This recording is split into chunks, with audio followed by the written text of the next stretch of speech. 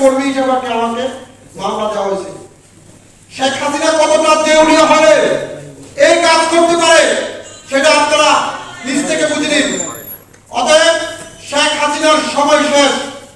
বাংলাদেশের জনগণের সুযোগ আসতেছে, অপেক্ষা করুন। ইনশাআল্লাহ আপনারা এই রমজানকে, রহমতের 10 দিন চলছে, এই রমজানকে সাক্ষী রেখে বলছি ইনশাআল্লাহ এই সরকারের, এই নির্লজ্জ সরকারের পতন এই দেশের মাটিতে 2024 সালে হবে হবে হবে।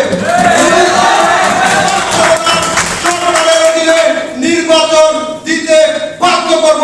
জনগণকে বলবো প্রয়োজনে যা কিছু আছে আপনারা রাস্তায় নেমে পড়ুন, না হলে আপনারা রক্ষা নাই।